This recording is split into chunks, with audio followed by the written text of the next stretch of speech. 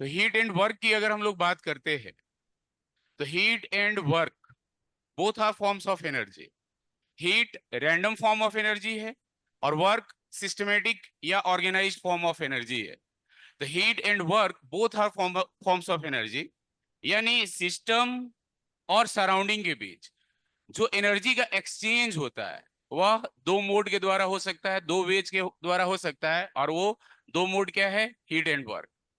तो कब हम लोग सिस्टम एंड सराउंडिंग के बीच जो एनर्जी का फ्लो होता है, ट्रांसफर होता है, कब उसे हम हीट कहेंगे और कब उसे वर्क कहेंगे?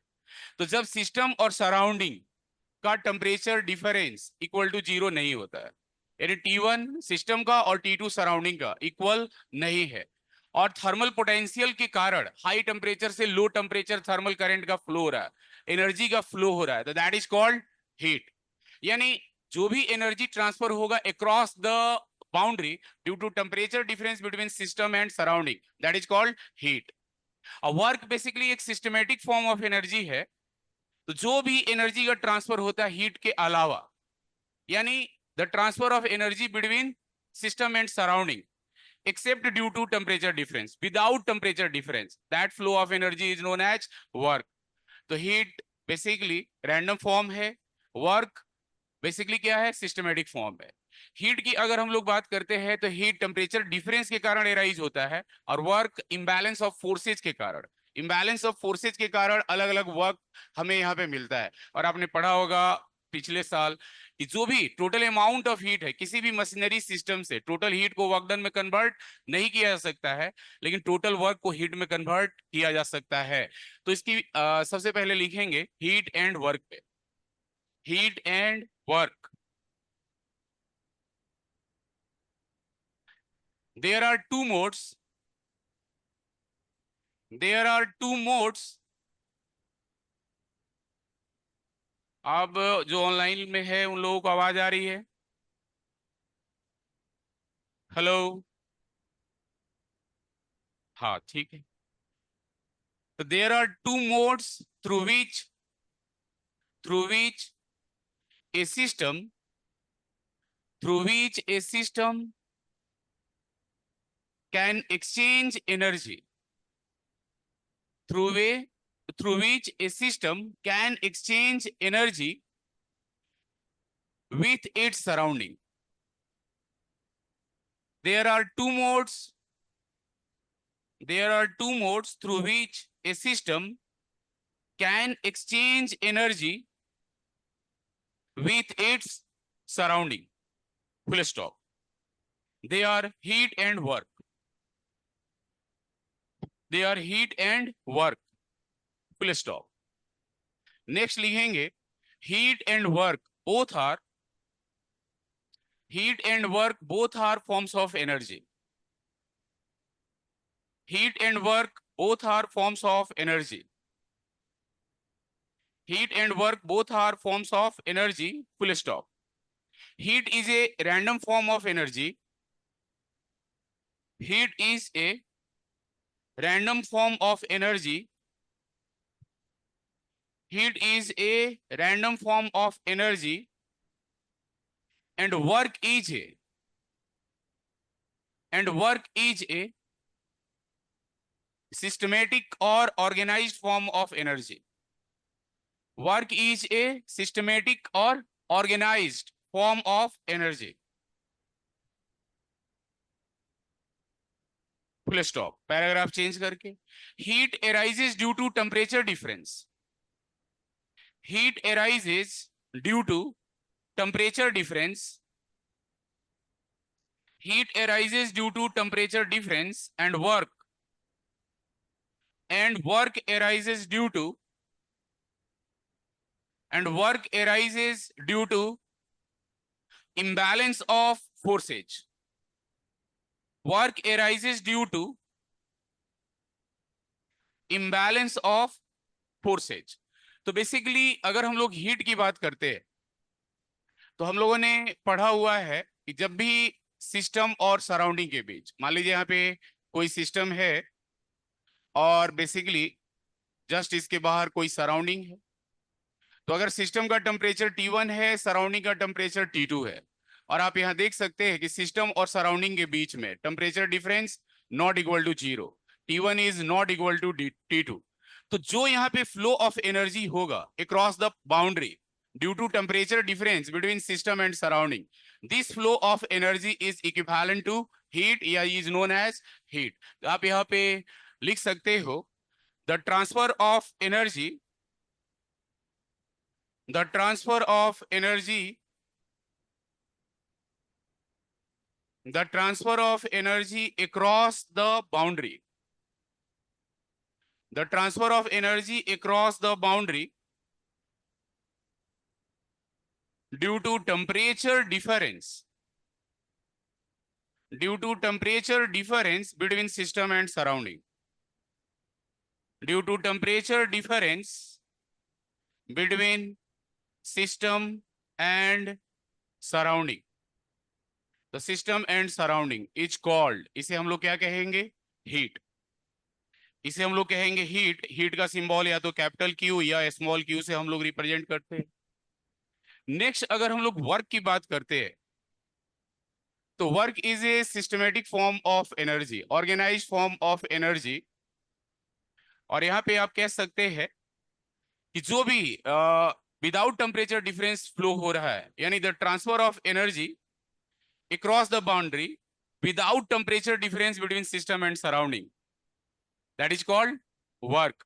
और वर्क जो भी वहां पे फोर्स यूज हो रहा है उसके कोरस्पॉन्डिंग हमें वर्क मिलेगा। तो यहाँ पे आप बोल सकते हो द ट्रांसफर ऑफ एनर्जी, या बोल सकते हैं the energy which is not heat, ये भी बोल सकते हैं आप। The energy which is not heat, shortcut आप ये बोल सकते हैं कि जो हीट नहीं है उसे आप क्या कहेंगे, वर्क डन कहेंगे या वर्क कहेंगे, वर्क डन नहीं। The energy which is not heat, या आप कह सकते हो the transfer of energy, the transfer of energy across the boundary, the transfer of energy across the boundary, across the boundary without temperature difference, without temperature difference between system and surrounding, system and surrounding, it's called work।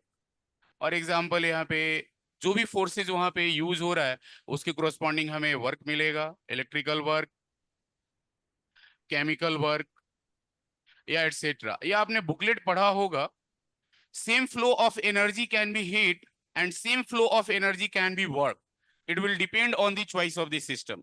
जब तक हमें अगर system न दिया हुआ हो तब तक हम एक एनर्जी को हीट या वर्क के रूप में कंक्लूड नहीं कर सकते हैं। तो आप यहाँ पे ये ध्यान में रखेंगे, same flow of energy, same flow of energy can be heat or work, can be heat or work, it will depend on, it will depend on the choice of system, it will depend on the choice of system। यानी जब भी हमें heat and work को differentiate करना हो, energy को differentiate करना हो हीट एंड वर्क के रूप में, तो हमें सिस्टम दिया हुआ होना चाहिए। सिस्टम नहीं दिया हुआ है तो हो सकता है कि अगर हम थोड़ा सा छोटा या बड़ा थोड़ा सा चेंज करें तो सेम फ्लो ऑफ एनर्जी, जो पहले हीट था वो वर्क हो जाए, या जो पहले वर्क था वो हीट हो जाए। तो चॉइस ऑफ द सिस्टम पे डिपेंड करेगा एनर्जी हीट है या वर्क। इसको लिखने के बाद आप नेक्स्ट लिखेंगे, और ये हम लोग सेकंड लॉ ऑफ थर्मोडायनेमिक्स में लिख लेंगे कि जितना भी हीट है यूनिवर्स में अवेलेबल है, जैसे सनलाइट से हमें per day energy enormous amount में मिलता है, लेकिन कोई भी ऐसा मशीन या इंजन अवेलेबल नहीं है जो 100% सप्लाइड अमाउंट ऑफ हीट को वर्क डन में कन्वर्ट कर दे। लेकिन वर्क को टोटली कन्वर्ट किया जा सकता है हीट में। तो बेसिकली इसको हम लोग सेकेंड लॉ में लिखेंगे। नेक्स्ट इसके बाद हेडिंग देंगे IUPAC sign convention of heat and work, ये हटा सकते हैं। तो IUPAC साइन कन्वेंशन आपने पढ़ा है केमिस्ट्री में, any energy given to the system, चाहे वर्क के रूप में या हीट के रूप में, जो भी एनर्जी बेसिकली सिस्टम को दिया जा रहा है तो साइन क्या होगा, पॉजिटिव। और any energy taken out from the system, sign will be negative. तो आप यहाँ पे लिख सकते हो IUPAC sign convention, IUPAC sign convention of heat and work, IUPAC sign convention of heat and work. तो बेसिकली कोई भी सिस्टम जो हम लोग यहाँ पे सपोज सेलेक्ट कर रहे हैं, और इस सिस्टम को अगर मान लो एनर्जी दिया जा रहा है, हीट के रूप में हीट सप्लाई किया जा रहा है, और जब हीट सप्लाई होगा तो बेसिकली साइन क्या होगा, यहाँ पे साइन होगा पॉजिटिव। और अगर हीट रिजेक्ट करेगा सिस्टम, तो heat basically rejected by system होगा, heat taken out from this system होगा, तो साइन यहाँ पे क्या होगा, इसका निगेटिव होगा। कोई भी फोर्स, एक्सटर्नल एजेंट सिस्टम पे वर्क करेगा, तो work done on the system, work done on the system sign क्या होगा, पॉजिटिव। और सिस्टम खुद वर्क करेगा, तो work done by the system, work done by the system क्या होगा, निगेटिव होगा। तो यहाँ पे हम लोग लिख सकते हैं कि any energy given to the system, any energy given to the system, basically sign यहाँ क्या लेंगे हम लोग, पॉजिटिव। यानी heat supplied to the system या हीट एब्जॉर्ब्ड बाय सिस्टम, तो heat supplied to the system, heat supply होगा तो साइन यहाँ पे हम लोगों को पॉजिटिव मिलेगा। और अगर हम लोग यहाँ पे बात करते हैं work done on the system, work done on the system, तो सिस्टम पे वर्क होगा तो साइन क्या होगा, इसका पॉजिटिव होगा। सेकेंड पार्ट इरेज किया जाए। तो heat supply to the system sign positive, work done on the system sign क्या होगा, पॉजिटिव होगा। नेक्स्ट, अगर हम लोग किसी भी सिस्टम से किसी भी रूप में एनर्जी क्या हो रहा है, यानी रिजेक्ट हो रहा है, टेकन आउट हो रहा है, तो बेसिकली आप यहाँ पे साइन इसका निगेटिव लेंगे। तो एनी एनर्जी, हीट या work taken out from the system, taken out from the system, तो अगर सिस्टम से बेसिकली एनर्जी लिया जाएगा तो साइन क्या होगा, निगेटिव होगा। यानी आप लिख सकते हैं यहाँ पे heat rejected by system, heat rejected by system, तो हीट रिजेक्ट करेगा तो साइन क्या होगा, निगेटिव। या आप लिख सकते हैं हीट रिजेक्टेड या heat taken out, heat taken out by system, work done by the system, system खुद वर्क करेगा तो साइन क्या होगा, तो work done by the system sign negative होगा। तो साइन कन्वेंशन, कोई भी एनर्जी सिस्टम को हीट या वर्क दिया जा रहा है, साइन पॉजिटिव होगा। और एनी एनर्जी हीट या वर्क में से साइन क्या होगा, जब टेकन आउट होगा तो साइन बेसिकली निगेटिव होगा। और इसको लिखने के बाद हेडिंग देंगे आप वर्क डन। तो कैसे वर्क डन आप लोग कैलकुलेट करते हैं, बताएं कोई भी व्यक्ति, फॉर्मूला तो पढ़ा होगा आप लोगों ने। हाँ, मार्जिनल, हम्म, हाँ, इंटीग्रेशन P डॉट डीवी पढ़ा है आप लोगों ने। बेसिकली अगर हम लोग यहाँ वर्क डन की अगर हम लोग बात करते हैं, तो हम लोगों ने पढ़ा हुआ है वर्क एनर्जी थ्योरम, कि work done by all the forces is equal to change in kinetic energy. तो बेसिकली जैसे मान लो यहाँ पे कोई एक सिलेंडर पिस्टन असेंबली है, और ये सिलेंडर पिस्टन असेंबली में यहाँ पे इस कंटेनर में कोई गैसियस सिस्टम है, और ये initial state of thermodynamic equilibrium में है। Initial state of thermodynamic equilibrium में pressure P I, volume V I, temperature T I, और इनिशियल काइनेटिक एनर्जी इस पिस्टन का क्या है, जीरो है। और यहाँ पे सपोज एक क्लैंप लगा हुआ है, यहाँ पे एक क्लैंप लगा हुआ है, और इस क्लैंप को जब हम लोग रिमूव करेंगे, हटाएंगे, तो ये पिस्टन क्या होगा, क्योंकि बेसिकली गैस का प्रेशर ज्यादा है, ये क्लैंप इसीलिए जरूरत पड़ रहा है, अगर इक्विलिब्रियम में होता तो इसका जरूरत नहीं था। तो जैसे ही क्लैंप को हटाएंगे, ये पिस्टन हाई स्पीड से अपवर्ड डायरेक्शन में मूव करेगा, और तब तक मूव करते रहेगा जब तक एक्सटर्नल और इंटरनल प्रेशर किसी मोमेंट पे, किसी टाइम पे इक्वलाइज ना हो जाए। तो final state of thermodynamic equilibrium में यहाँ पे प्रेशर P फाइनल है, वॉल्यूम V फाइनल है, टेम्परेचर T फाइनल है, और यहाँ पे काइनेटिक एनर्जी फाइनल पिस्टन का क्या हो गया, 0।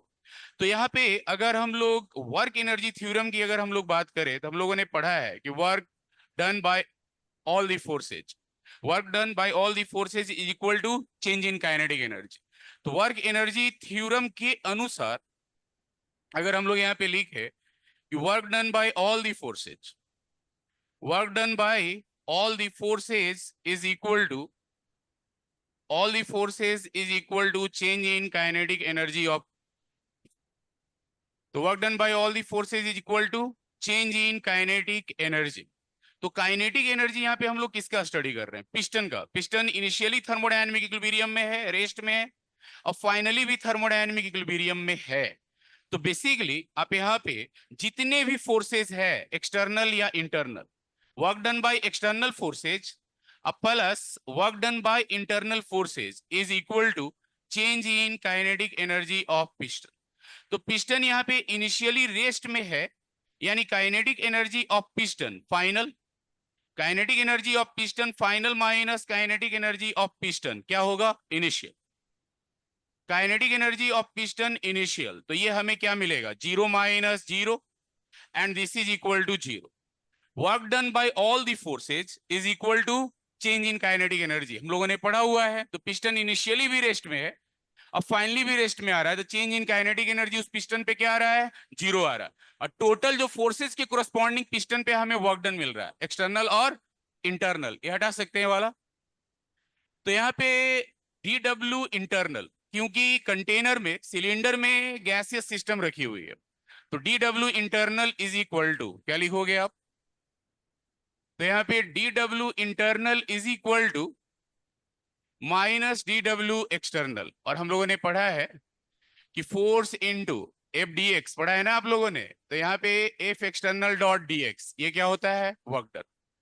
अब बेसिकली अगर जैसा कि हम लोगों ने पढ़ा है normal force per unit area pressure होता है, तो माइनस एफ एक्सटर्नल पर into area, per unit area into D x, तो ये हमें क्या मिलेगा, डीवी मिलेगा, and this will be P external, यानी माइनस पी एक्सटर्नल डीवी किसके बराबर आ रहा है, D W internal.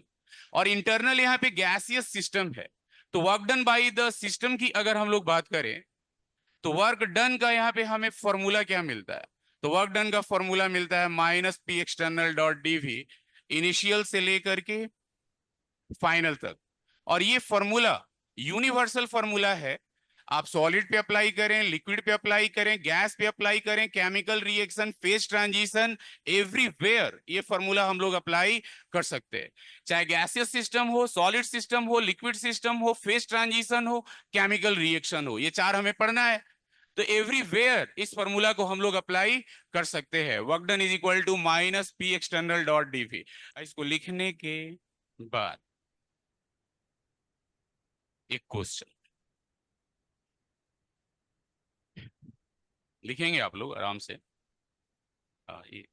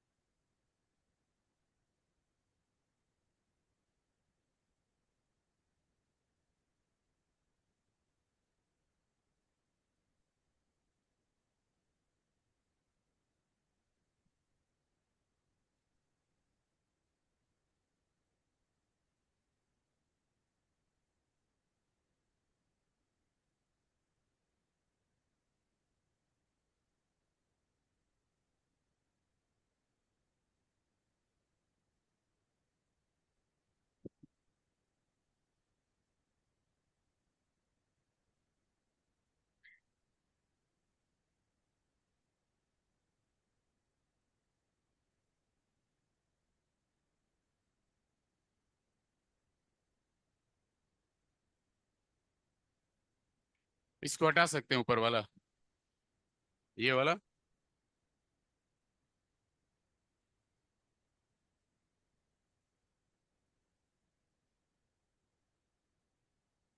The gas is expanded from 3 meter cube to 5 meter cube against a pressure of P external is equal to 10 to the power 5 Pascal. P external is equal to 10 plus 5V. और आपको बताना है calculate the work. Calculate the work done. क्या बोलिए, जिसको भी बोलना है जोर से बोलेंगे आप। अगर मन में कुछ भी डाउट हो आप बोलेंगे कि सुनाई दे।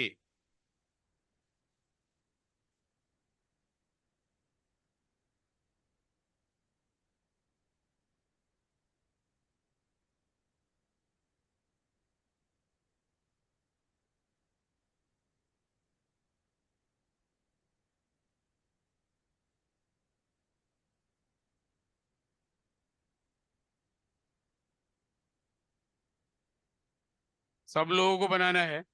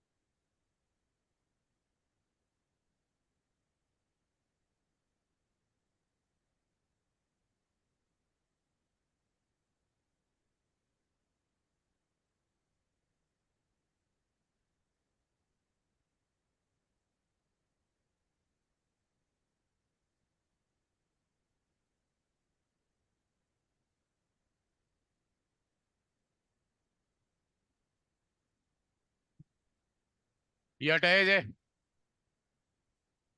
खड़े हो जाओ, आप खड़े हो, बताओ, बोलो बताओ। पिस्टन रेस्ट में आ गया, थर्मोडायनामिक इक्विलिब्रियम होगा ही नहीं, है ना।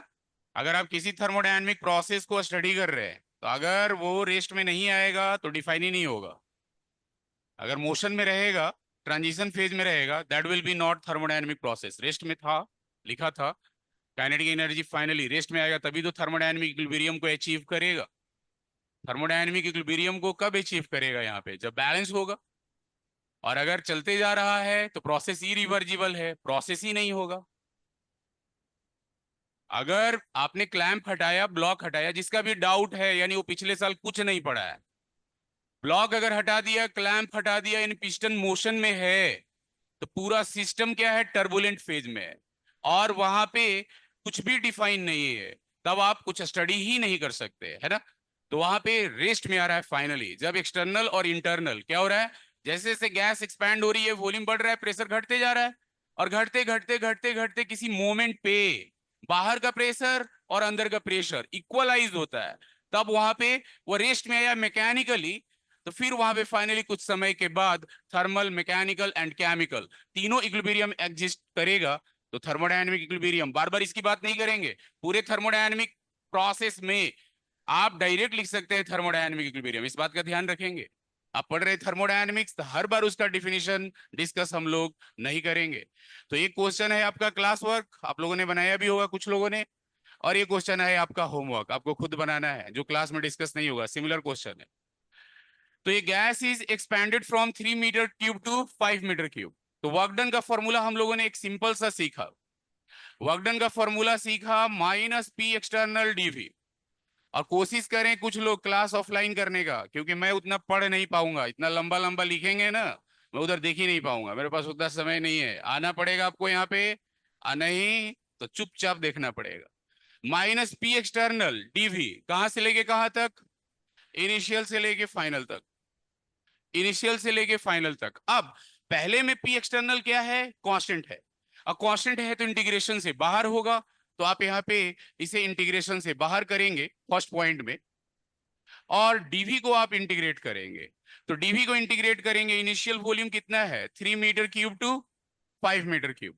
और बेसिकली यहाँ पे एक्सटर्नल प्रेशर हम लोगों को दिया है 10 टू दी पावर 5 न्यूटन पर मीटर स्क्वायर, और डीवी का इंटीग्रेशन वी होगा, तो आप लिखेंगे यहाँ पे अपर लिमिट 5 मीटर क्यूब अब माइनस 3 मीटर क्यूब, कितना आएगा ये 2 मीटर क्यूब। तो ये हमें मिलेगा -2 into 10 to the power 5 newton metre, यानी -2 into 10 to the power 5 joule आएगा। नेक्स्ट सेकंड की अगर हम बात करें तो आप देख सकते हैं यहाँ वेरिएबल आ रहा है वॉल्यूम, अब वेरिएबल आ रहा है तो उसको भी आप इंटीग्रेट करेंगे, वो इंटीग्रेशन से बाहर नहीं होगा। तो आप लिखेंगे यहाँ पे वर्क डन, तो वर्क डन का फॉर्मूला हम लोगों ने लिखा माइनस पी एक्सटर्नल डीवी। अब पी एक्सटर्नल डीवी इनिशियल से लेके फाइनल तक, इनिशियल से लेके फाइनल तक। अब माइनस पी एक्सटर्नल अगर हम लोग यहाँ पे पुट करें तो ये है 10 प्लस 5b, और DV lower limit 3 metre cube to upper limit 5 metre cube. और आप इसको इंटीग्रेट करेंगे, एक कांस्टेंट है और एक 10v वॉल्यूम का पार्ट है, तो यहाँ पे हमें दो टर्म मिलेगा। तो यहाँ वर्क डन क्या मिलेगा बताओ आप। तो यहाँ वर्क डन हम लोगों को मिला 10v, 10v लोअर लिमिट 3 से 5 मीटर क्यूब तक, और यहाँ पे हम लोगों को मिला 5v स्क्वायर बाय 2, 3 से 5।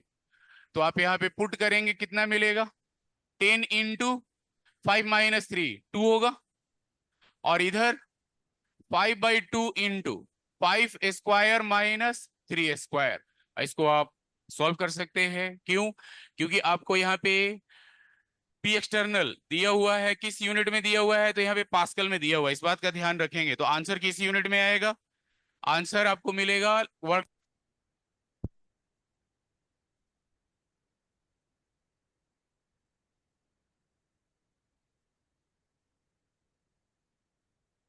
लास्ट में आप माइनस यहाँ पे होगा, लास्ट, बहुत बहुत धन्यवाद।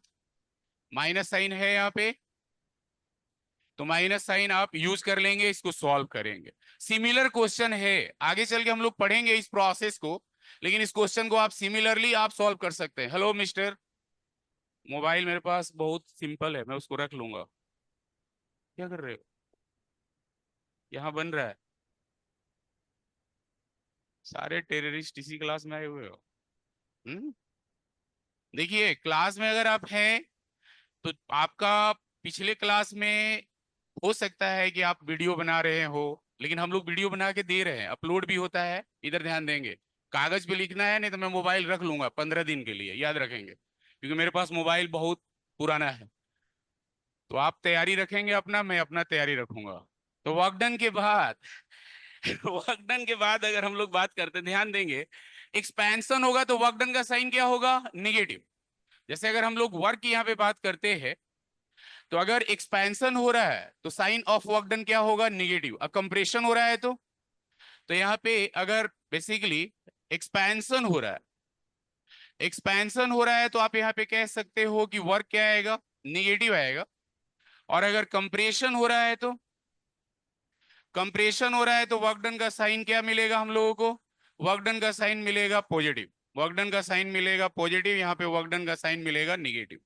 एक आप लोगों ने पढ़ा होगा कि जो पीवी डायग्राम का कर्व, पीवी कर्व का बेसिकली जो एरिया होता है, वह एरिया हमें क्या देता है, मैग्नीट्यूड ऑफ वर्क डन।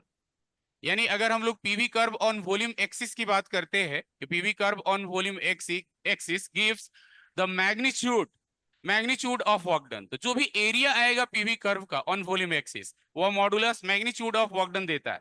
और किसी साइक्लिक प्रोसेस में अगर हम स्टडी कर रहे हैं, प्रेशर वर्सेस वॉल्यूम, कोई क्लोज साइकिल है, किसी क्लोज साइकिल में हमें दो बेसिकली साइक्लिक प्रोसेस मिलेगा, या तो क्लॉकवाइज या तो एंटी क्लॉकवाइज। तो क्लॉकवाइज में साइन ऑफ वर्क डन क्या मिलेगा हमें, क्लॉकवाइज में निगेटिव मिलेगा, और एंटी क्लॉकवाइज में क्या मिलेगा, पॉजिटिव मिलेगा। तो जो भी आपको क्लोज साइकिल का जो एरिया मिलेगा, एरिया अंडर पीवी डायग्राम, वो हमें देगा मैग्नीट्यूड ऑफ वर्क डन। अब मैग्नीट्यूड ऑफ वर्क डन के बाद अगर क्लॉकवाइज है तो साइन निगेटिव होगा, और एंटी क्लॉकवाइज है तो पॉजिटिव होगा। तो बेसिकली यहाँ पे आप कह सकते हैं कि area under the curve, area under the curve, PV curve, area under the PV curve on volume axis, on volume axis is equal to magnitude of, क्या देगा आपको, the area under the PV curve on volume axis gives the magnitude of work done, gives the magnitude of work done. इसको हटा सकते हैं। हम्म?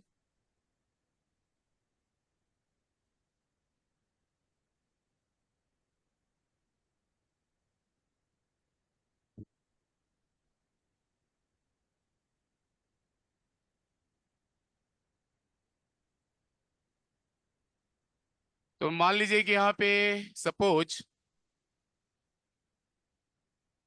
यहाँ पे pressure हमें दिया हुआ है बार में, अब वॉल्यूम दिया हुआ है, वॉल्यूम दिया हुआ है लीटर में, वॉल्यूम दिया हुआ है लीटर में,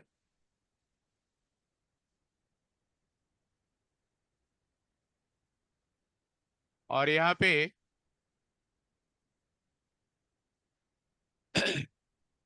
मान लीजिए ये 10 लीटर है और ये 16 लीटर, ये 10 लीटर है और 60 लीटर है, और ये बेसिकली हाफ सर्कल है, सेमी सर्कल है। तो ये सेमी सर्कल आपको दिया हुआ है और पॉइंट ए से पॉइंट बी प्रोसेस कोई हो रहा है, और इसका जो वॉल्यूम हम लोगों को दिया हुआ है,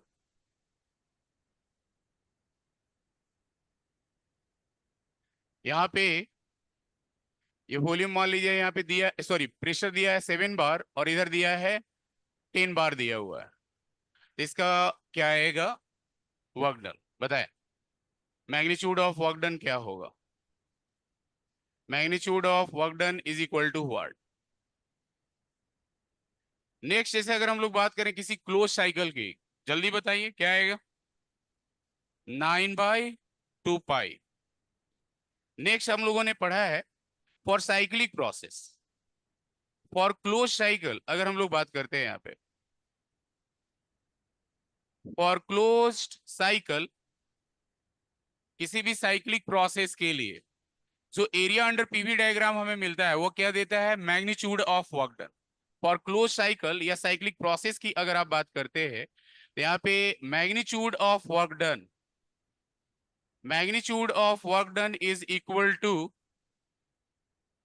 area under PV diagram, area under PV diagram is equal to magnitude of work done. और अगर आप कहते हैं कि if close cycle is, if closed cycle या जो भी साइक्लिक प्रोसेस है, if close cycle is clockwise, ये क्लॉकवाइज है, then sign of work done क्या मिलेगा यहाँ पे, तो साइन ऑफ वर्क आपको मिलेगा निगेटिव, साइन ऑफ वर्क क्या मिलेगा यहाँ पे, निगेटिव मिलेगा।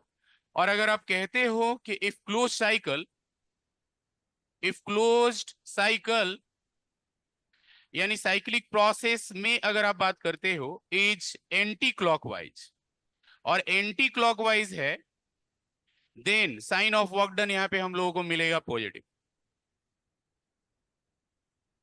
Then sign of work done क्या मिलेगा यहाँ पे, तो then sign of work done is equal to positive. तो sign of work done positive होगा anticlockwise cyclic process, anticlockwise cyclic process, anticlockwise cyclic process. तो यहाँ पे मैग्नीट्यूड ऑफ वर्क डन कितना आ रहा है, तो बेसिकली एक तो आप देख सकते हैं यहाँ पे 16 माइनस 10 6 होगा, उसका हाफ 3 आएगा लीटर, तो यहाँ पे, और इधर अगर आप देखें तो यहाँ पे भी ये कितना मिल रहा है रेडियस आपको इधर, तो इधर भी मिल रहा है 10 - 7 3 मिल रहा है, तो यानी मैग्नीट्यूड ऑफ वर्क डन की अगर हम लोग बात करते हैं तो मैग्नीट्यूड ऑफ वर्क डन क्या मिलेगा, पाई आर स्क्वायर, तो पाई आर स्क्वायर सर्कल का मिलता है और ये हाफ सर्कल है, हाफ सर्कल है यहाँ पे, तो बेसिकली क्या मिल रहा है आपको बताएं, पाई आर स्क्वायर बाई 2। तो क्या मिलेगा यहाँ पे, बोलिए।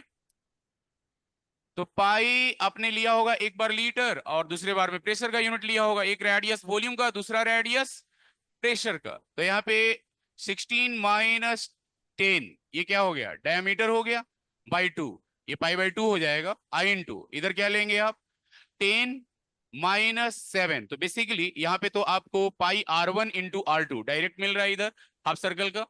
अब अगर हम लोग बात करें कि ये लीटर में है और वह बार में है, अगर इसे हम पास्कल में या जूल में कन्वर्ट करें तो एक लीटर कितना होता है, 10⁻³ और बार कितना होता है, 10⁵ पास्कल, न्यूटन पर मीटर स्क्वायर। तो यानी 100 जूल आएगा।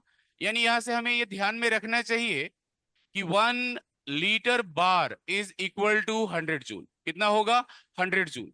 और आपने ये भी पढ़ा होगा कि 1 लीटर एटीएम की अगर आप बात करते हो तो this is equal to 101.325 joule, 101.325 joule के बराबर होता है।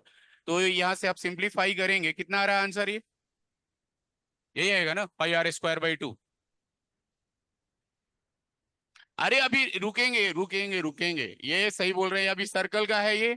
इसके बाद ये जो बॉक्स होगा, किसी ने बोला πr², मैं वहीं तक रुक गया। और उसके बाद ये एरिया आएगा, तो ये एरिया आप क्या लिखेंगे यहाँ पे बताएं। यहाँ पे ये एरिया हम लोगों को A × B मिलेगा, यही मिलेगा।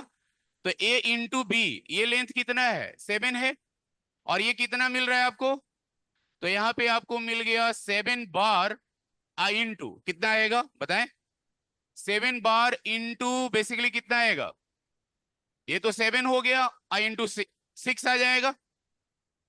थोड़ा सा पेशेंस रखेंगे, किसी को बोलना है खड़े होकर बोल सकते हैं। तो 7 बार इंटू 6, इसको भी आप कन्वर्ट कर लेंगे तो बेसिकली हमने वहां πr²/2 लिखा हुआ है, और इसके बाद ये पहला टर्म हो गया। दूसरा टर्म क्या आएगा, 42 × 100, ये जूल आ जाएगा रेक्टेंगुलर बैक बॉक्स का, तो पूरा एरिया आएगा। ये बेसिकली हाफ सर्कल का भी आएगा और किसका आएगा, बेसिकली पूरा जो सैड जो भी कर्व है उसका जो एरिया पीवी डायग्राम का हमें मिल रहा है, यही हम लोगों ने यहाँ पे लिखा है कि area under PV curve on volume axis gives the magnitude of work done. दूसरा हम लोग यहाँ पे क्लोज साइकिल की अगर बात कर रहे हैं, तो क्लोज साइकिल अगर है तो उसका जो एरिया अंडर पीवी डायग्राम होगा वो किसके बराबर होगा, मैग्नीट्यूड ऑफ वर्क डन के बराबर होगा। और क्लॉकवाइज है तो साइन कितना क्या होगा उसका, निगेटिव, और एंटी क्लॉकवाइज है तो पॉजिटिव। इसको हटा सकते हैं। तो ऐसे मान लो कि यहाँ पे प्रेशर वर्सेस वॉल्यूम का अगर हमें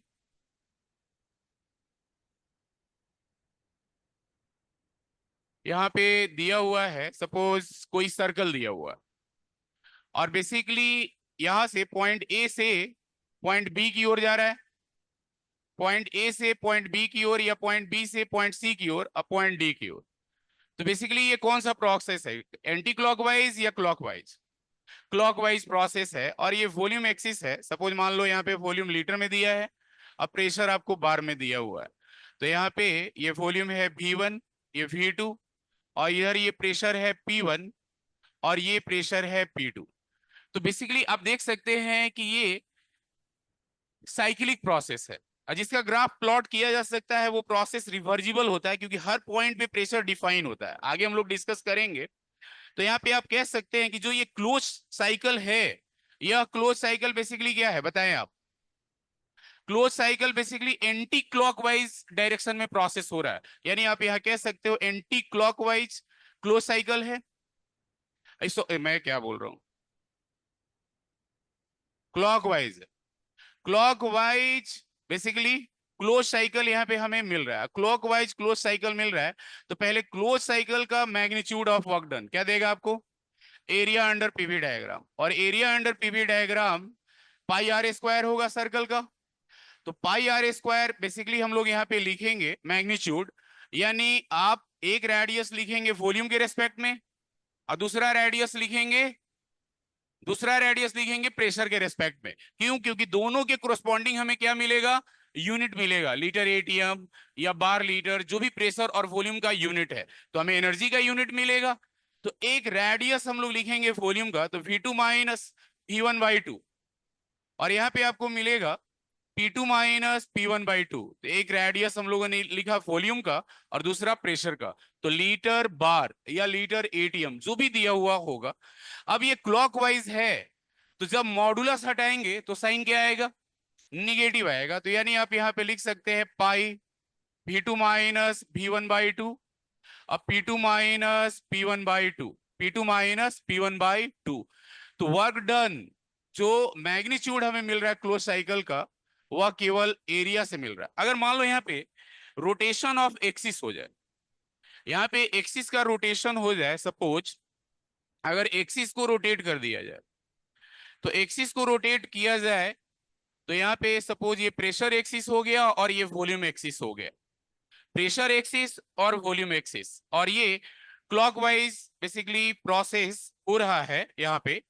तो आप बताएं कि अब यहाँ पे प्रेशर ये P2 है और ये प्रेशर क्या है, P1 है, और इधर वॉल्यूम V1 है और ये वॉल्यूम V2 है, और यहाँ पे वॉल्यूम लीटर में दिया है, प्रेशर बार में दिया है, जो भी यूनिट दिया हुआ हो। अब यहाँ पे जब एक्सिस रोटेट होगा तब वर्क डन हमें यहाँ पे क्या मिलेगा बताएं, बोलिए। जैसे यहाँ वर्क डन निगेटिव आ रहा है तो यहाँ वर्क डन क्या मिलेगा, पॉजिटिव मिलेगा, plus pi into V2 minus V1/2 into P2 minus P1/2। तो इसका ध्यान रखेंगे कि अगर वॉल्यूम वर्सेस प्रेशर होगा तो साइन जस्ट इसका क्या हो जाएगा, उल्टा हो जाएगा। ये ध्यान में आप रखेंगे इसको लिखने के बाद।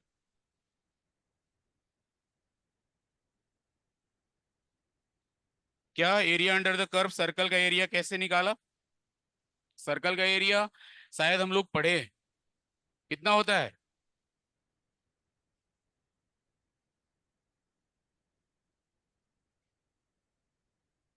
क्या, थोड़ा बोलने देंगे इनको आप लोग, हाँ बोलिए, जोर से बोलिए। हाँ क्लोज साइकिल का ही हम लोग निकाल रहे हैं।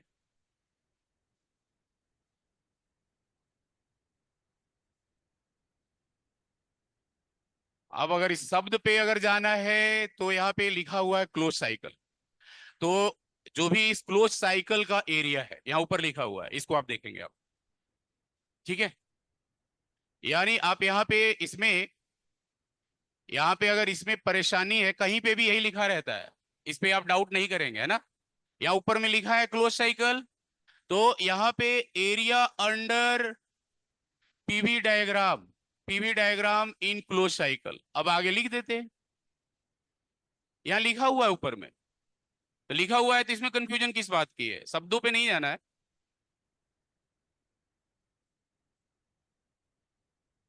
सारे बुक में ये लिखा हुआ मिलेगा, ऐसा नहीं है कि एरिया अंडर पीवी डायग्राम लिखा हुआ है, यानी उसे कंफ्यूज नहीं बेसिकली होना है। एरिया अंडर पीवी डायग्राम या area of PV diagram in close cycle, इससे अगर कंफ्यूजन हो रहा है तो आप लिख दें, लेकिन मैक्सिमम बुक में आपको यही मिलेगा, एरिया अंडर पीवी डायग्राम।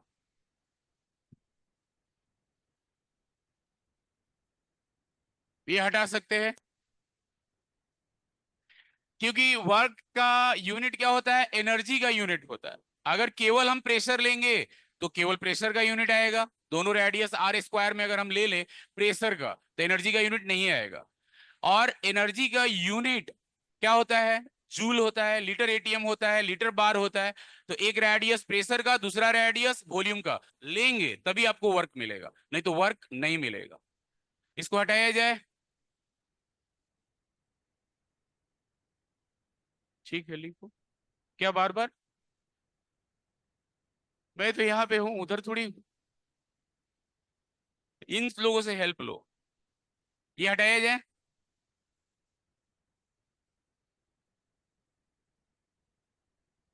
खड़े हो जाओ, बताओ क्या, एक्सिस रोटेट कर दिया तो साइन उल्टा हो जाएगा, क्योंकि हमें वर्क डन तो माइनस पी डेल्टा भी के बराबर मिलेगा, इसलिए इसको हटाया जाए। अगर आपको कर्व इस अनुसार दिया रहेगा तो साइन उसका क्या होगा, बोलो, रिवर्स हो जाएगा, ये याद रखेंगे आप। यहाँ पे वर्क डन की अगर आप बात कर रहे हैं, मान लीजिए कोई रिएक्शन दिया हुआ होगा, जैसे थर्मोकेमिस्ट्री में आपने पढ़ा है, वहां पे हम लोग पढ़ेंगे work done equal to minus delta NGRT होता है। किसी रिएक्शन का वर्क डन अगर आप कैलकुलेट कर रहे हैं, तो जैसे हम लोगों ने इन जनरल फॉर्मूला लिखा हुआ है, इसको हम लोग आगे डिस्कस करेंगे। किसी फिजिकल प्रोसेस का या केमिकल प्रोसेस का वर्क डन क्या बेसिकली पॉजिटिव होगा, निगेटिव होगा, या W equal to minus delta NGRT से हम लोग कैलकुलेट करेंगे। एक जनरल फॉर्मूला हम लोगों ने यहाँ पे लिखा है। इसको लिखने के बाद हेडिंग देंगे आप जीरोथ लॉ ऑफ थर्मोडायनेमिक्स। क्या होता है जीरोथ लॉ ऑफ थर्मोडायनेमिक्स पता है?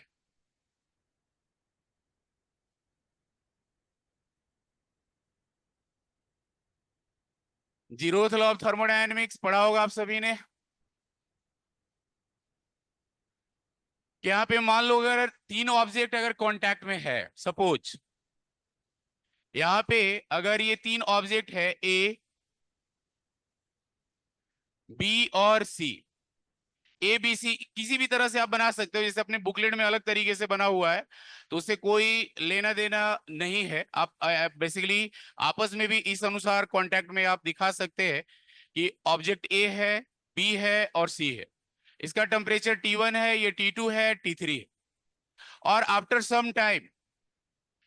सम टाइम अगर मान लो यहाँ पे कि ए और बी थर्मल इक्विलिब्रियम में, ए और बी थर्मल इक्विलिब्रियम में है, दोनों का टेम्परेचर T हो गया, और बी और सी भी थर्मल इक्विलिब्रियम में है, तो ए और सी भी क्या होगा, थर्मल इक्विलिब्रियम में होगा। यानी बेसिकली यहाँ पे स्टेटमेंट है जीरोथ लॉ का। इफ थ्री बॉडीज या objects are in contact with temperature T1, T2 and T3, and after some time if body A and B are in thermal equilibrium, B and C are in thermal equilibrium, then A and C will be also in thermal equilibrium। तो लिखेंगे इसमें zeroth law of thermodynamics में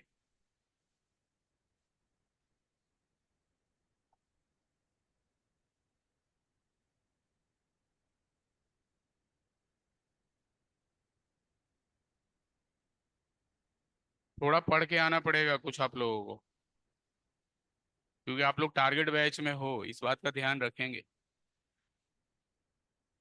अब किसी ने कहा online में 70 student है, तो टारगेट बैच है, तो मैं उतना पढ़ नहीं पाऊंगा। ऑनलाइन में उतना हर बात उतना चार चार लाइन लिख रहे हो, तो उतना पढ़ूंगा तो क्लास का स्पीड क्या मिलेगा टारगेट का। कभी कभार जरूर देखता हूँ, अब लगातार बैठ के टाइप करते रहो तो वहां पे पढ़ नहीं पाऊंगा।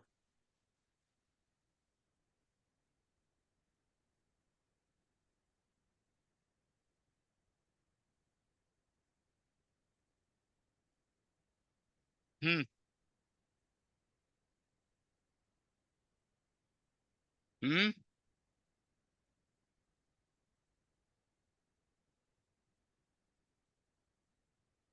सेकेंड लॉ में हम लोग पढ़ेंगे रैंडम और ऑर्डर्ड फॉर्म क्या होता है, सेकेंड लॉ ऑफ थर्मोडायनेमिक्स में एंट्रोपी में। यहाँ पे आप लिखेंगे जीरोथ लॉ ऑफ थर्मोडायनेमिक्स में। देखिए ऑनलाइन हो या ऑफलाइन हो, प्लीज जो लोग इधर बातचीत कर रहे हैं लगातार, अगर आप वास्तविकता में पूरा सीखना चाहते हैं तो क्लास को थोड़ा शांत माहौल बनाना होगा। जो भी इधर लगातार जितना बात करते हो, मेरा स्पीड उसके कारण बढ़ता है, पहला नंबर बताया आपको। दूसरा, आपको भी थोड़ा शांति से रहना होगा। ये जो ऑनलाइन वाले लोग हैं, तो कोशिश करें कभी कभी ऑफलाइन भी आने का, है ना। और मैं जरूर देखता हूं उधर, लेकिन अब इधर जब पढ़ा रहा हूँ लिख रहा हूँ तो मैं वो पढ़ नहीं पाऊंगा, है ना, ये ध्यान रखेंगे। तो थोड़ा सा आपको पेशेंस रखना पड़ेगा, क्योंकि आप सैटेलाइट से कोर्स कर रहे हैं, तो थोड़ा सा हम लोग इस पे ध्यान रखेंगे। तो जीरोथ लॉ ऑफ थर्मोडायनेमिक्स में लिखेंगे आप, ध्यान दोनों का रखता हूं, लेकिन उतना पढ़ने का मौका नहीं मिल पाता, जो फैक्ट है वो मैंने बताया। लिखेंगे if three bodies A B and C, if three bodies A are in contact, are in contact, are in contact with temperature T1, with temperature T1, comma T2 and T3, and after some time, and after some time, if and after some time if A and B, and after some time if A and B are in thermal equilibrium, A and B are in thermal equilibrium, and B and C, and capital B and C,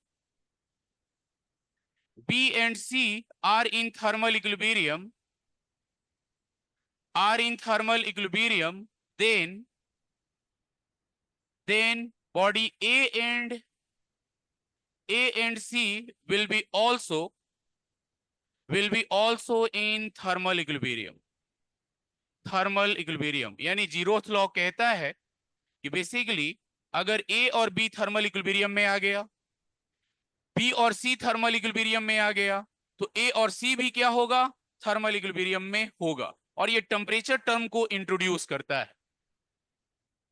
इसके अलावा यहाँ पे और कुछ zeroth law में नहीं पढ़ना है। सबसे ज्यादा हमें पढ़ना क्या है, first law of thermodynamics.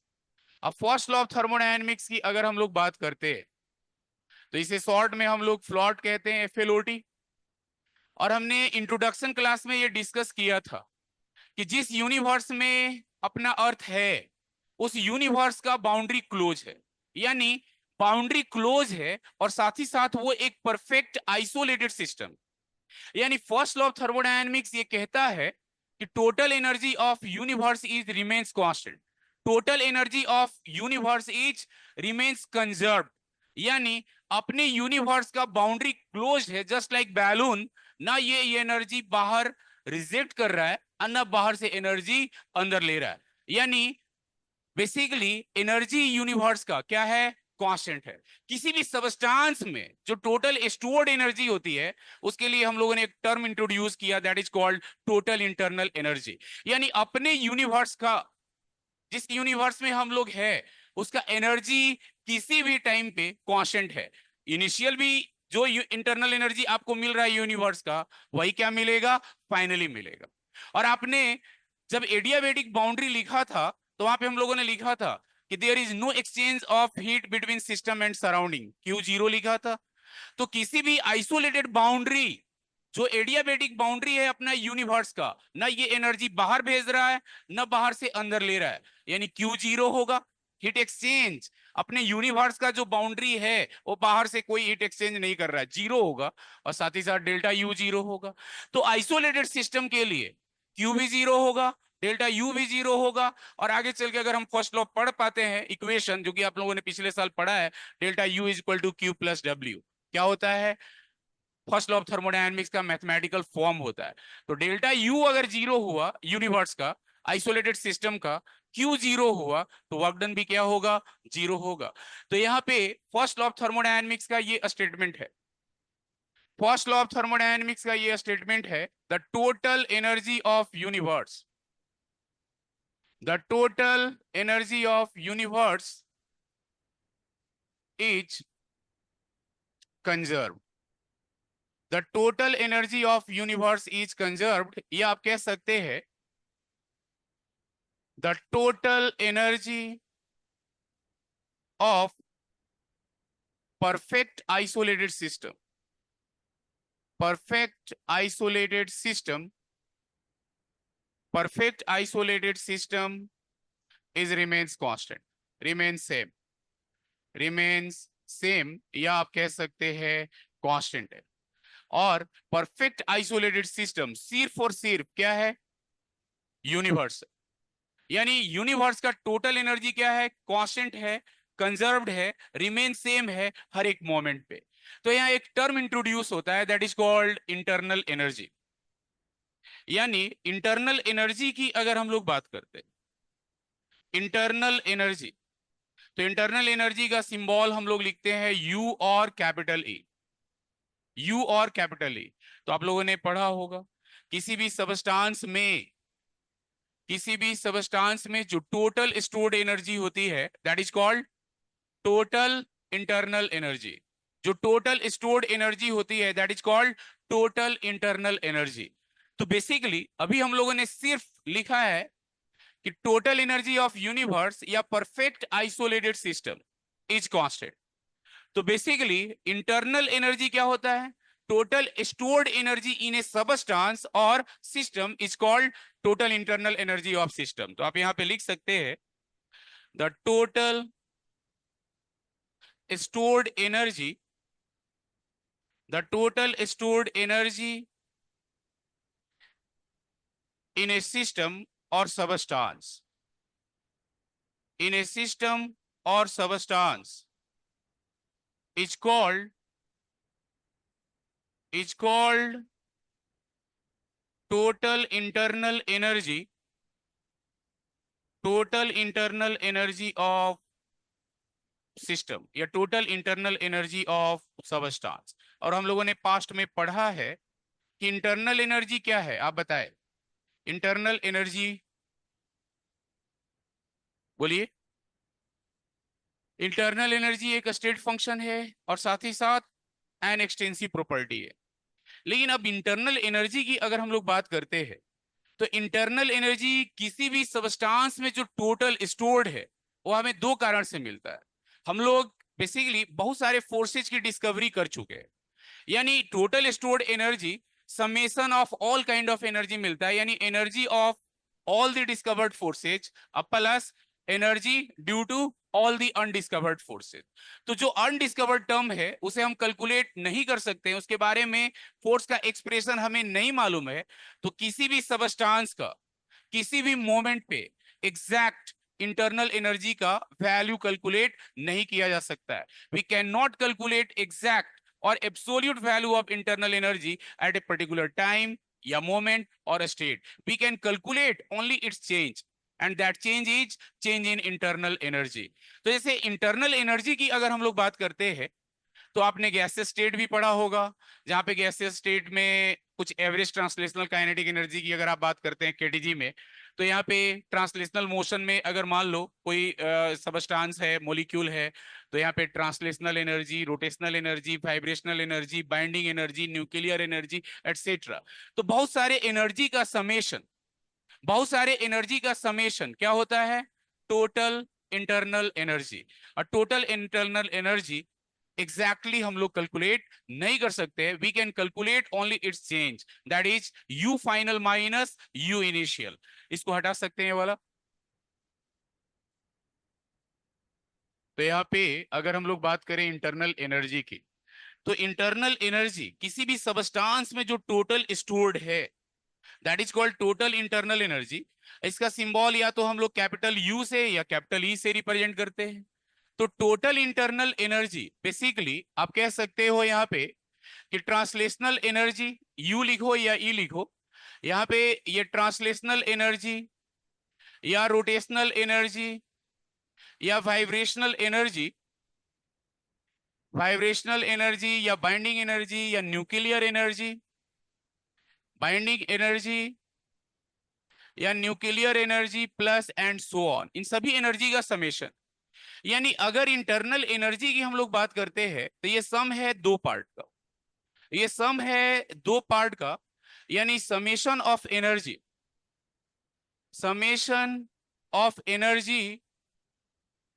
Energy due to all the discovered forces, due to all the discovered forces plus summation of energy due to summation of energy due to all the undiscovered forces, due to all the undiscovered forces दोनों discovered and undiscovered forces के सम से जो total energy हमें मिलता है that is called total internal energy. तो जब undiscovered term हमें एक्सप्रेशन नहीं मालूम है फोर्स का तो एनर्जी कैलकुलेट नहीं कर सकते।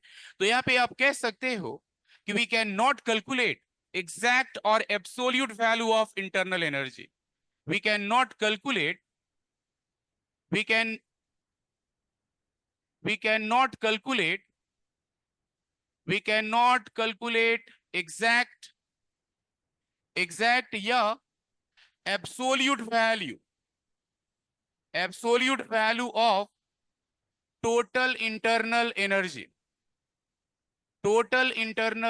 Energy at a particular state,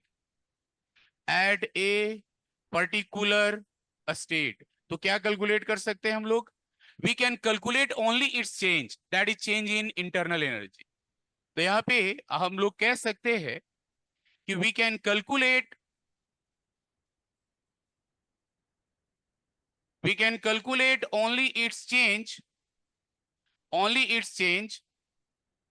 that is change in internal energy, change in internal energy, change in internal energy हम लोग कैलकुलेट कर सकते हैं, यानी डेल्टा यू। और delta U is equal to U final minus U initial, U final minus U initial. इसको लिखने के बाद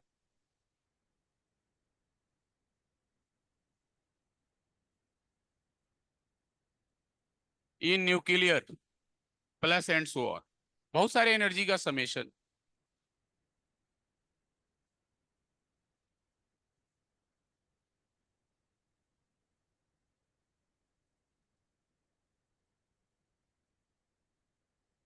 इसको हटाया जाए ये वाला, बोलिए,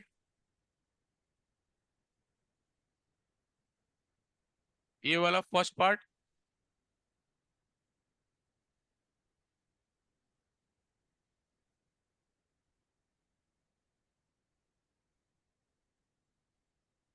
अब जैसे यहाँ पे आपने लिखा है delta U is equal to U final minus U initial, तो mathematical form of first law of thermodynamics हम लोग जानते हैं कि D U is equal to D Q plus D W होता है।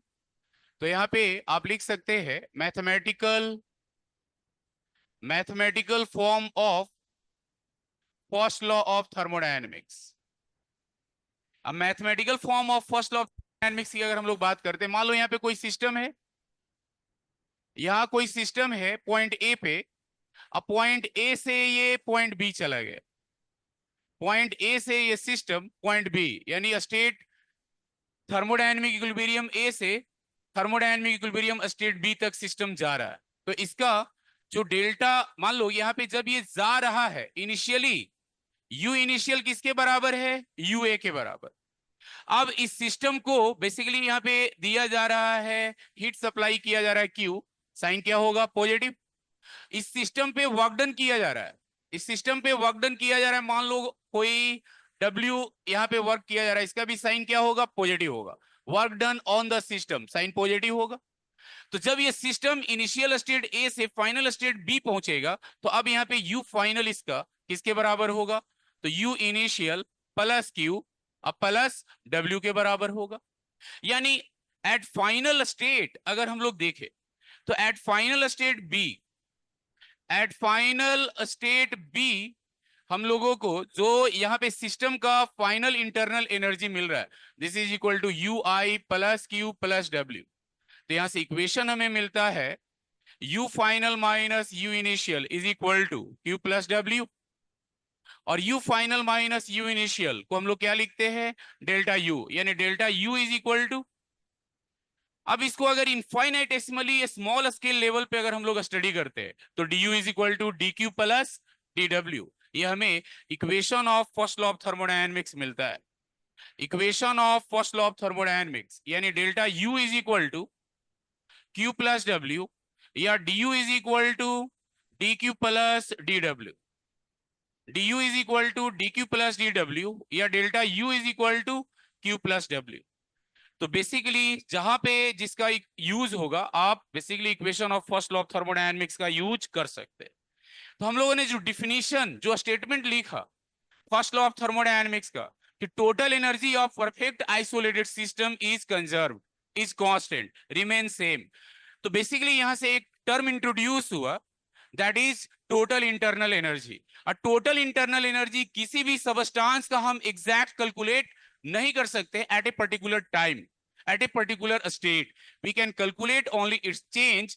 तो यहां से हमें इक्वेशन किसका मिलता है? तो इक्वेशन मिलता है फर्स्ट लॉ ऑफ थर्मोडायनेमिक्स का, और ये हमें याद होना चाहिए, और ज्यादातर लोगों को याद होगा भी। इसको हटाया जाए ये वाला पॉइंट, ठीक है, लिख लेंगे आप लोग। सर व्हाट इज रिटेन, चलिए वहां तो बता दिया मैंने, बाइंडिंग एनर्जी के बाद न्यूक्लियर एनर्जी लिखा हुआ है।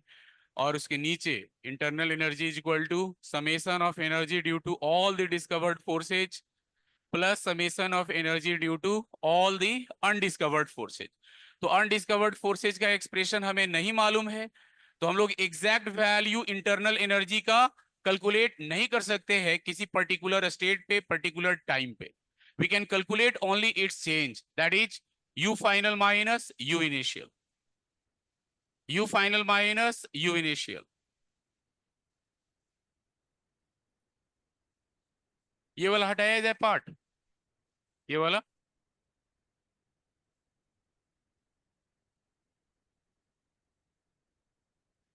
अब जैसे कि हम लोगों ने आइसोलेटेड सिस्टम की अगर बात की, हाँ बोलो बताओ कहाँ हो आप, खड़े हो जाओ खड़े हो जाओ। हम्म, आपका नाम क्या है?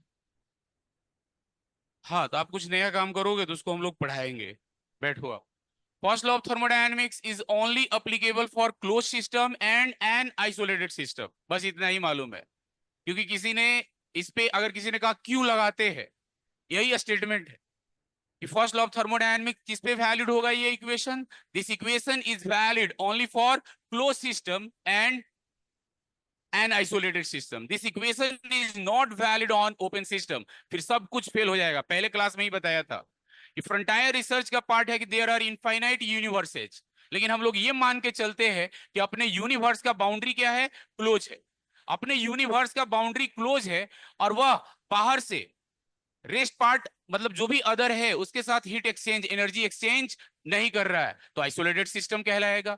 यानी आप यहाँ पे कह सकते हैं कि जो हम लोगों ने ये इक्वेशन लिखा हुआ है delta U is equal to delta U equal to Q plus W, इस पे आते हैं थोड़ा, इसके बाद हम लोग लिखेंगे।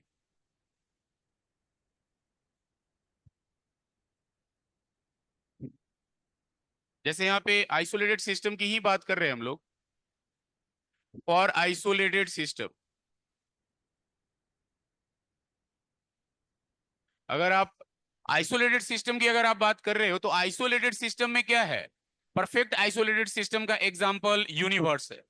और परफेक्ट आइसोलेटेड सिस्टम का एग्जांपल यूनिवर्स है, तो यू इनिशियल और यू फाइनल क्या होगा यहाँ पे, जीरो होगा। और U initial U final zero होगा, delta U equal to zero होगा। साथ ही साथ जो अपना यूनिवर्स है जो आइसोलेटेड सिस्टम है, हीट एक्सचेंज क्या होगा यहाँ पे, तो हीट एक्सचेंज बेसिकली जीरो होगा। हीट एक्सचेंज क्या होगा, जीरो होगा। और जैसे हमने इक्वेशन लिखा कि delta U is equal to Q plus W, delta U zero होगा, क्यू जीरो होगा, तो यहां से डब्ल्यू भी क्या आएगा, जीरो आएगा। यानी फॉर आइसोलेटेड सिस्टम यहाँ पे आप कह सकते हो कि delta U equal to zero, Q equal to zero और डब्ल्यू इक्वल टू जीरो, तीनों क्या होगा, जीरो होगा। क्योंकि एनर्जी यूनिवर्स का क्या है, रिमेन्स कांस्टेंट है according to a statement of FLOT. और आप कह सकते हो यहाँ पे कि delta U equal to Q plus W, delta U equal to Q plus W या D U is equal to D Q plus D W, ये इक्वेशन सिर्फ और सिर्फ किस पे लागू होगा, close system and isolated system पे। आप कह सकते हो this equation is valid only on closed system according to a statement of FLOT. This equation is valid only on closed system and an isolated system. Isolated system, closed and isolated system की अगर हम लोग बात करते हैं तो यहाँ पे closed and isolated system, it is not valid on open system. It is not valid for open system, क्योंकि ओपन सिस्टम होगा तो एनर्जी कंजर्व नहीं होगा। ये पहले क्लास में भी हम लोग एक रफ स्केच डिस्कशन किए थे कि आगे चल के ये कभी ना कभी फेल होगा, लेकिन कब फेल होगा ये नहीं पता। क्योंकि साइंटिस्ट लोग बेसिकली अपने जो यूनिवर्स का आउटर लेयर है वह जैसा कि हम लोग एक चादर होता है, बेडशीट होता है, उससे भी पतला लेयर, बहुत पतला लेयर है। और जैसे एक मिट्टी के दीवार पे बहुत सारे, जब हम लोग मिट्टी के दीवार पे लेयर चढ़ाते हैं तो बहुत सारे माइन्यूट होल्स होते हैं, तो वैसे ही होल्स की तलाश में है साइंटिस्ट लोग, जो फ्रंटायर रिसर्च का पार्ट है कि बेसिकली वैसा कुछ होल्स हो तो शॉर्टेस्ट डिस्टेंस कि एक यूनिवर्स से दूसरे यूनिवर्स में जाया जा सके, लेकिन वो अपने किताब का हिस्सा नहीं है, क्योंकि हम लोग कॉम्पिटिटिव एग्जाम का तैयारी कर रहे हैं। तो जितना किताब में लिखा है उतना ही बात करेंगे। अपना किताब ये कहता है कि बाउंड्री क्लोज है और बाहर से वो हीट एक्सचेंज, एनर्जी एक्सचेंज नहीं कर सकता है, यानी इसे हम आइसोलेटेड सिस्टम मान करके चलेंगे। ये हटाया जाए, बोलिए। तो ये इक्वेशन ओपन सिस्टम पे लागू नहीं होगा, क्लोज्ड एंड आइसोलेटेड सिस्टम। इसको लिखने के बाद for close system, for close system अगर इंटरनल एनर्जी की हम लोग बात करते हैं तो पिछले क्लास में हम लोगों ने पढ़ा था internal energy is the function of temperature and volume, या internal energy is the function of pressure और वॉल्यूम, या internal energy is the function of pressure and temperature, pressure and temperature.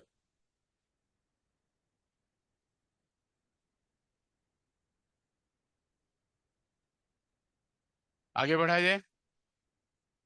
तो जैसे मान लो कि यहाँ पे हम लोगों ने ये एग्जाम्पल कंसीडर किया था कि internal energy is the function of temperature and volume, temperature and volume या वॉल्यूम एंड टेम्परेचर आप लिख सकते हैं। तो D U is equal to हम लोगों ने क्या लिखा था, D U is equal to del U by del T, del U by del T at constant volume I into D T, अब plus del U by del V at constant temperature और इधर D we, ये लिखा था हम लोगों ने D you. तो आप लोगों ने पढ़ा हुआ है molar heat capacity at constant volume या molar heat capacity at constant pressure पढ़ा हुआ है।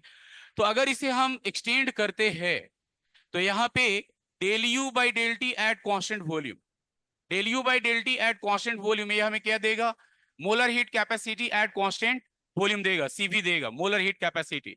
तो बेसिकली यहाँ पे एन से डिवाइड करेंगे तो एन से मल्टीप्लाई होगा, तो D U is equal to क्या मिलेगा, N into CVM molar heat capacity, N into basically यहाँ पे CVM D T plus del U by del V at constant temperature DV, DV तो ये हमें डी यू मिलता है। तो ये जो इक्वेशन है किस पे लागू होगा, किस पे लागू होगा, तो किसी भी प्रोसेस पे लागू होगा, किसी भी प्रोसेस और किसी भी सबस्टांस पे। तो this equation is valid for any process, for any process of any substance, any process of any substance, any process of any substance। तो इसमें फर्स्ट लिखेंगे सॉलिड और लिक्विड सिस्टम, इसको हटा सकते हैं इधर वाला, बोलिए हटाया जाए इसको।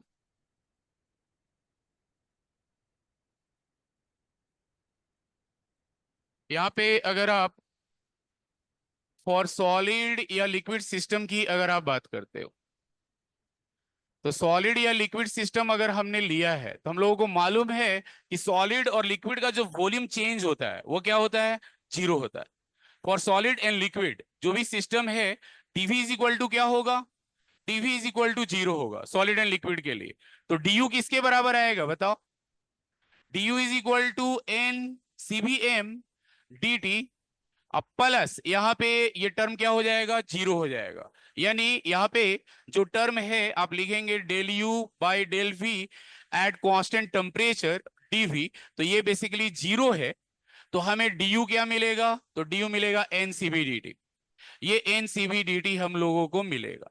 और अगर सीवी कांस्टेंट है, अगर सीवी कांस्टेंट है तो ये एन सीबी डेल्टा टी मिलेगा।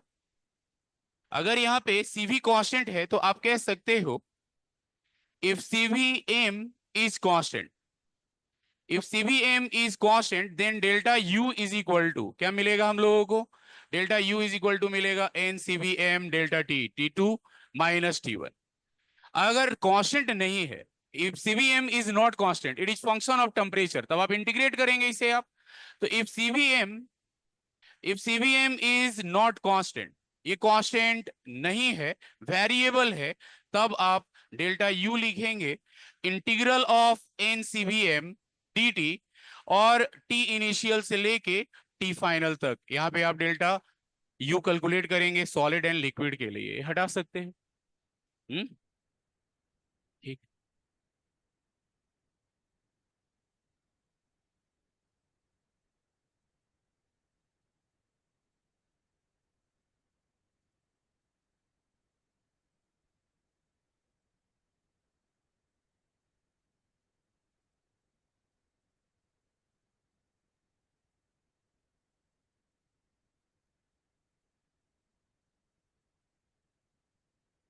फर्स्ट पार्ट हटाया जाए। आइसोकोरिक प्रोसेस में आपने पढ़ा है कि आइसोकोरिक प्रोसेस में वॉल्यूम क्या होता है, कांस्टेंट होता है, तो डीवी क्या होगा, जीरो होगा। तो for isochoric process of any substance की अगर आप बात करते हो, तो isochoric process of any substance, चाहे सॉलिड हो, लिक्विड हो या कोई भी गैस हो, डीवी क्या होगा, जीरो होगा।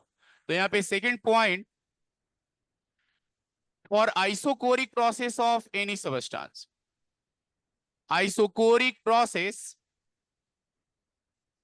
ऑफ एनी सबस्टांस, तो यहाँ पे डीवी क्या होगा, तो आइसोकोरिक प्रोसेस में वॉल्यूम कांस्टेंट होगा, और ये डीवी या डेल्टा वी क्या होगा, जीरो होगा। तो बेसिकली हम लोगों ने ये लिखा हुआ है, du is equal to N C V M D T plus del U by del V at constant temperature DV. तो ये टर्म क्या हो जाएगा, जीरो मिलेगा। तो यहाँ पे du इज इक्वल टू जो मिल रहा है N C V M D T, तो ये बेसिकली यहाँ पे आइसोकोरिक प्रोसेस, किसी भी सबस्टांस पे ये फॉर्मूला हम लोग अप्लाई कर सकते हैं, चाहे सॉलिड हो, लिक्विड हो या गैस हो। फॉर आइडियल गैस सिस्टम की अगर हम लोग बात करते हैं, तो आइडियल गैस सिस्टम अभी हम लोग पढ़ेंगे equipartition theorem, law of equipartition of energy. तो आइडियल गैस आपने पढ़ा भी होगा, केडीजी में पढ़ा होगा, गैसियस स्टेट में पढ़ा होगा, कि आइडियल गैस का internal energy is the function of temperature only. सिर्फ और सिर्फ किसका फंक्शन है, टेम्परेचर का फंक्शन है। आप प्रेशर जितना घटाना है घटा लो, बढ़ा लो, वॉल्यूम घटा लो, बढ़ा लो, इंटरनल एनर्जी अफेक्टेड नहीं होगा आइडियल गैस का। आइडियल गैस का इंटरनल एनर्जी सिर्फ और सिर्फ किससे अफेक्टेड होगा, टेम्परेचर से। तो आप basically for ideal gas system की अगर आप बात करते हैं, तो internal energy of an ideal gas, internal energy of an ideal gas, internal energy of an ideal gas is the function of temperature only, is the function of temperature only। यानी यहां पे इंटरनल एनर्जी सिर्फ किसका function होगा, temperature का function हो। यानी अगर आप कहते हो यहां पे del U by del P at constant temperature, zero होगा। Del U by del V at constant यहां पे टेम्परेचर, जीरो होगा। लेकिन डेल यू बाई अगर आप डेल टी लिखते हो, आप कुछ भी कांस्टेंट कर लो, प्रेशर, वॉल्यूम, टेम्परेचर चेंज कर दोगे, तो आइडियल गैस का इंटरनल एनर्जी क्या होगा, चेंज होगा, that will be not equal to zero. तो del U by del T, यहाँ पे आप प्रेशर लो या वॉल्यूम लो, ये del U by del T at constant volume या प्रेशर क्या होगा, not equal to zero. The internal energy of an ideal gas is the function of temperature only। ये हटा सकते हैं।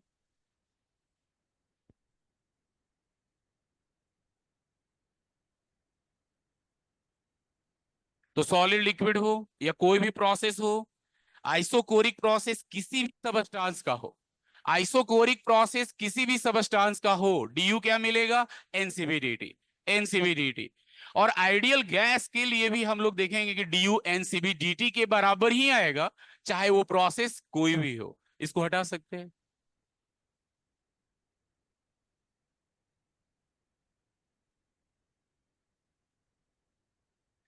तो आप बताएं यहां पे हम लोगों ने एक्सप्रेशन क्या लिखा था डीयू का, तो ये लिखा हुआ है N C V M D T plus del U, del U by del V at constant temperature TV. तो यहाँ पे del U by del V क्या हो जाएगा, एट कांस्टेंट टेम्परेचर जीरो हो जाएगा।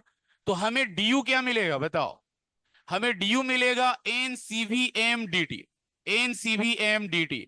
और यहाँ पे इसे इंटीग्रेट करेंगे तो delta U N C V M delta T. और ये किसी भी प्रोसेस पे अप्लीकेबल होगा, तो it is valid for It is valid for ideal gas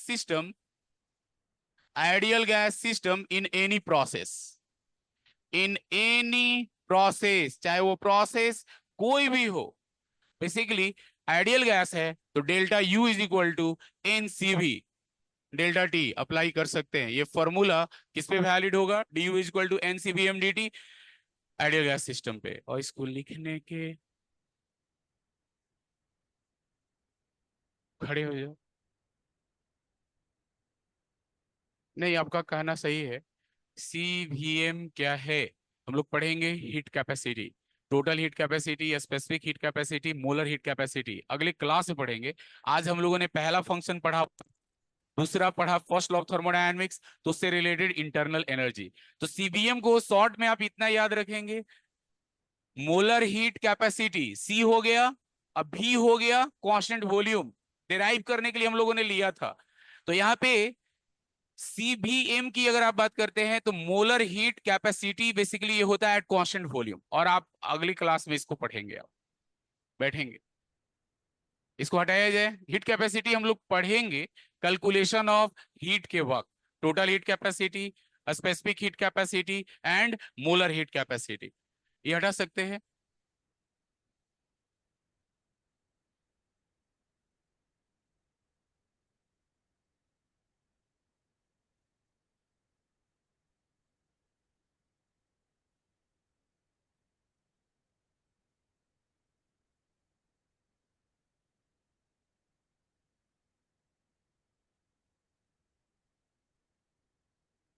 एक क्वेश्चन, क्वेश्चन लिखेंगे आप लोग। अरे अभी टाइम है, तुम लोग बहुत चालाक व्यक्ति हो, टाइम बहुत है आप लोगों के पास, है कि नहीं?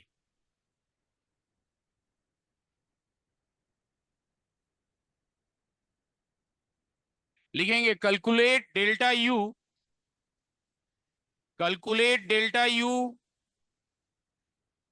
calculate delta U for 1 mole of a, calculate delta U for 1 mole of a monoatomic ideal gas, monoatomic, calculate delta U for 1 mole of a monoatomic ideal gas, monoatomic ideal gas in process A to B, in process A to B। तो मान लीजिए कोई process आपको दिया हुआ है A to B, यहाँ पे प्रेशर बार में दिया हुआ है और वॉल्यूम दिया हुआ है लीटर में। और ये प्रोसेस बेसिकली यहाँ पे मान लीजिए वॉल्यूम यहाँ पे आपको दिया हुआ है, ये 5 लीटर है और ये 7 लीटर है। और यहाँ पे ये दिया हुआ है इसका प्रेशर 4 और इधर दिया हुआ है 6। बताएं क्या आएगा? और मोनोएटॉमिक है, अभी आप पढ़े नहीं है, नहीं तो कोई पूछेगा फिर से। तो CVM is equal to 3/2R, monoatomic gas के लिए दिया हुआ है, आपको कैलकुलेशन करना है, मोनोएटॉमिक गैस के लिए दिया हुआ है।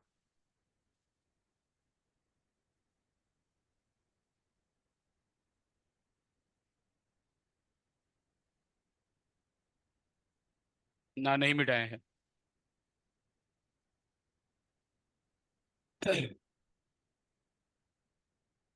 फाइंड डेल्टा यू, आपको दिया हुआ है, यहाँ पे गिवन है del U by del V at constant temperature N square by V square, आपने पढ़ा हुआ है। वांडरवाल इक्वेशन ऑफ स्टेट में, गैसियस स्टेट में आप लोगों ने पढ़ा होगा। ए का वैल्यू आपको दिया हुआ है 2 पास्कल, ए का वैल्यू दिया है 2 पास्कल, मीटर का पावर 6, अब मोल का पावर -2, और एन जो मोल है ये आपको दिया हुआ है 1333, ठीक है। और ये बेसिकली प्रोसेस ए से बी जा रहा है, ए से बी जा रहा है, ए से बी, इसका V1 आपको दिया हुआ है 2 × 10⁻³300 केल्विन, और से ये बेसिकली 4 × 10⁻³ मीटर क्यूब और 400 केल्विन। तो यहाँ पे आपको डेल्टा यू क्या होगा बताना है इस प्रोसेस में, ए से बी में, ए से बी में बताना है। और सीवी इसका दिया है 12 जूल पर मोल। इसका सीवी आपको दिया हुआ है, CV is equal to 12 joule per मोल।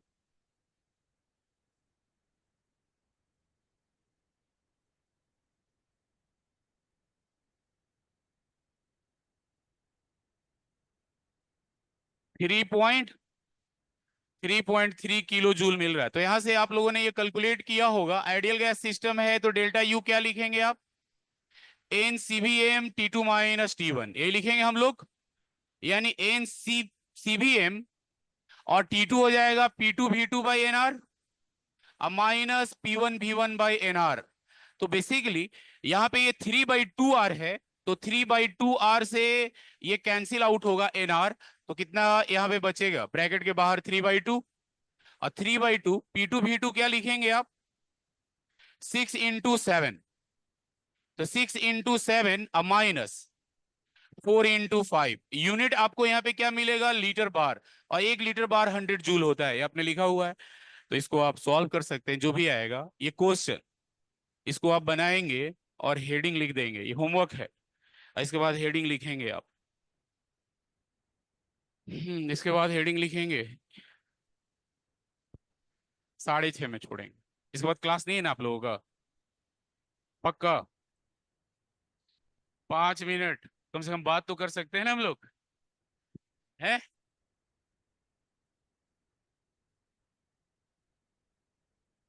अच्छा, बात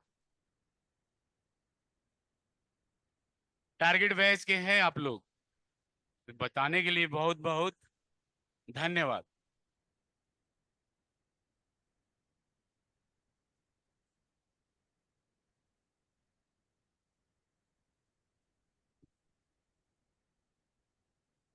क्या पढ़े हो इसमें कुछ बताओ। हाँ तुम बताओ भाई, खड़े हो जाओ, पहले खड़े हो। क्या पैर में कुछ प्रॉब्लम है? खड़े हो। हाँ हाँ बताओ, क्या पढ़े हो?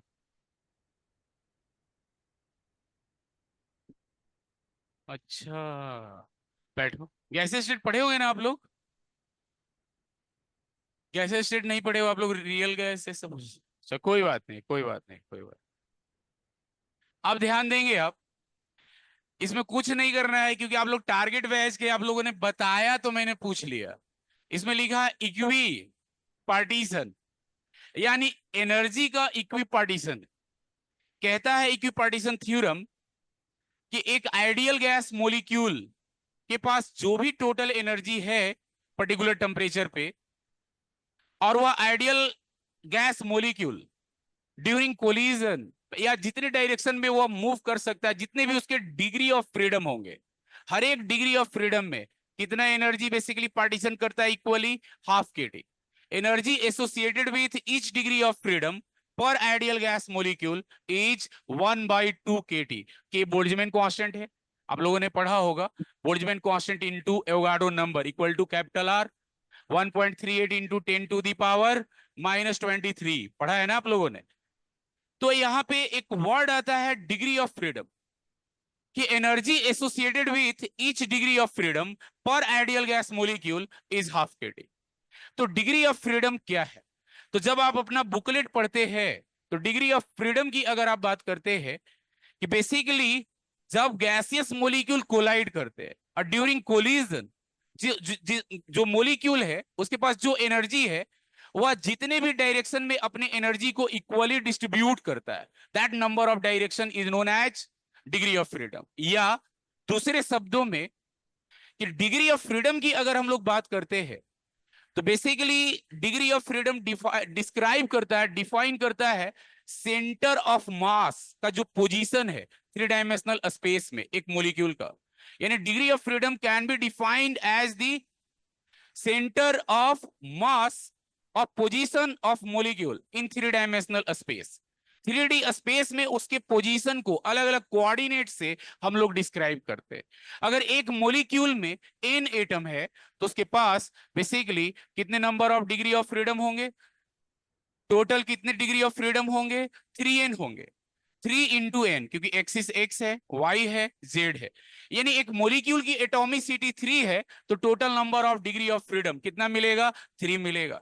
अब यहाँ पे डिग्री ऑफ फ्रीडम की हम बात करते हैं तो एक मोलिक्यूल ट्रांसलेशनल मोशन में हो सकता है, रोटेशनल मोशन में हो सकता है, वाइब्रेशनल मोशन में हो सकता है।